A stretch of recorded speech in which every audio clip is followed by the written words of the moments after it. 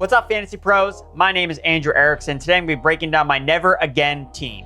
For this list, I'm going to be talking about players that have burned us in the past that we're going to be avoid drafting in 2023. But before I get into my list of 8 players, if you want a chance to win a signed Deontay Johnson Pittsburgh Steelers jersey, courtesy of bettingpros.com, your place to start betting smarter and not harder, you need to subscribe to the Fantasy Pros YouTube channel right now, comment below on this video, and that's it. We'll be announcing a winner right here on the channel. So make sure to turn on those notifications so you can be alerted when new episodes are up and to claim your prize. Aaron Rodgers, New York Jets quarterback. Will the former Packers QB bounce back with the New York Jets in 2023? Consider me skeptical. Last season, Rodgers finished as a top 12 quarterback in just 2 games. Zach Wilson and Mike White had just as many top 12 finishes as Rodgers did. Rodgers also hasn't passed for 300 yards since week 14 of the 2021 season. I see no advantage in drafting Rodgers as a high-end QB2. At this point in his career, he's adding zero value with his legs to bolster his fantasy production. Running back DeAndre Swift, Philadelphia Eagles. No running back has teased fantasy managers more than Swift in recent years. He was uber efficient last year but failed to earn a featured role with the Lions. Now with the Eagles, Swift should be teed up for a monster season. However, he will have to compete with Rashad Penny for touches, who has shown himself to be a solid rusher in his own right. Additionally, the Eagles ranked last in running back target share last season, which could limit Swift's value as a receiver. And we can't forget Swift's long injury track record that resulted in him averaging 3 missed games per year. Remember, the Eagles traded bottom dollar draft capital to acquire Swift, so there's no big investment in him. And the idea behind grabbing the Eagles running back is to gain access to touchdowns through red zone usage, which Swift was unable to achieve in Detroit. Running back Alexander Mattison, Minnesota Vikings.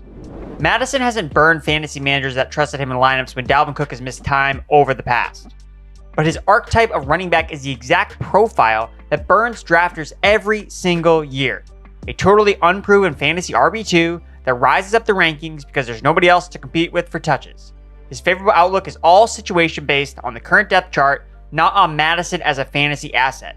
It's all projection with him as the team's featured back for an entire season. And that's something he has never done.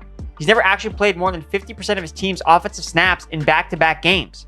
Remember, nobody was ever vying for Mattison to get touches over Dalvin Cook at any point during the last 4 years. If there was ever a year to do so, it likely would have been last season, considering Cook ranked last in rushing EPA. And yet, Mattison could not even sniff the field. There's just a lot of scenarios where he doesn't live up to the expectations, and I am not paying the back-end RB2 price tag to find out. Wide receiver Michael Pittman Jr., Indianapolis Colts. Pittman burned me last year after I expected him to take a major step forward. The offense tanked, and so did Pittman's fantasy stock. So I will not be fooled again. The Colts offense is expected to be run-heavy, which poses a challenge for Pittman's fantasy production. With a low volume of passing attempts, there may be fewer opportunities for Pittman to accumulate targets and make significant impact in fantasy football. The projected starter, Anthony Richardson, is a rookie, and he may not provide the level of accuracy and consistency necessary to fuel Pittman's success. It's difficult to envision Pittman returning anything more than wide receiver 3 fantasy value. He finished as a wide receiver 2 or higher in just 33% of his games last year, which was 3rd worst among all top 24 overall scorers. Mike Williams, wide receiver, Los Angeles Chargers. Every year it seems like the same old story with Mike Williams. Flashes of touchdowns and big plays that are diminished by overall inconsistency. He finished last season as the wide receiver 20 in points per game, but missed 4 games. He also saw his touchdown totals dip by over 50%. At this point, it seems like Williams will never fully put together a truly epic wide receiver 1 season that he has teased every year since 2018. And there are more reasons to be bearish this year than ever before. In 8 games with Keenan Allen healthy last year, Big Mike was posting sub-10 fantasy points per game, ranking outside the top 36. And his status as the clear-cut number 2 wide receiver on the Chargers is firmly in question after the team drafted Quentin Johnston out of TCU in round 1 of this year's draft. If Williams isn't finishing with a big game or scoring a touchdown, he is 100% busting in your lineup for that week. Wide receiver Kadarius Toney, Kansas City Chiefs. In the AFC Championship game last year, Kadarius Toney ran 3 routes. In the Super Bowl, after 2 weeks of game planning and hype, Toney ran 5 routes. I understand the bullish case for Toney based on his 4th-ranked target rate per route run at 29% over the last 2 seasons. And Patrick Mahomes is his quarterback. but Toney has displayed zero ability to maintain a full-time role in the NFL with one game played with at least a 75% snap share. Toney has also missed so much time with injuries, which also relates back to his lack of availability. And his actual production has not been there at all. Toney has 3 top 36 finishes over the last 2 years. Give me Sky Moore over Kadarius Toney. Evan Engram, tight end, Jacksonville Jaguars. Don't fall for the Evan Engram trap after a career year in Jacksonville, folks, because the former first rounder struggled to maintain a top 12 tight end status weekly last year, achieving in less than half of his games played. Surprisingly, Engram had the same number of top 6 finishes as Noah Fant, Darren Waller, and David Njoku.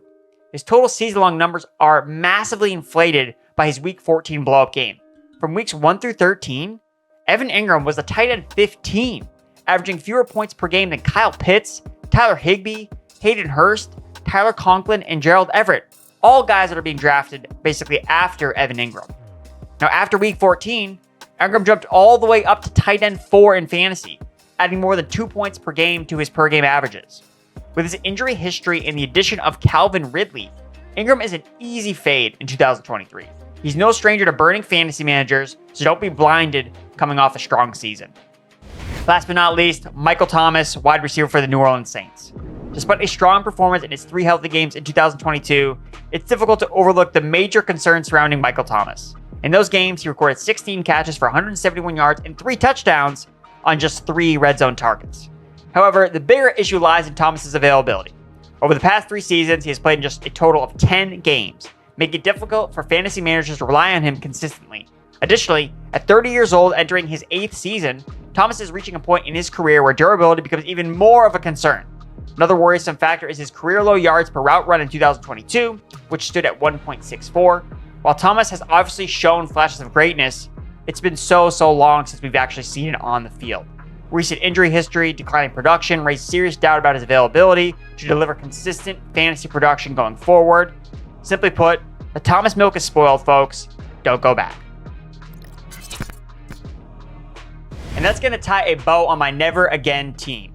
If you enjoyed this video, be sure to give it a like, subscribe, and share with all your non-league mate friends. And of course, let me know who's on your Never Again draft team.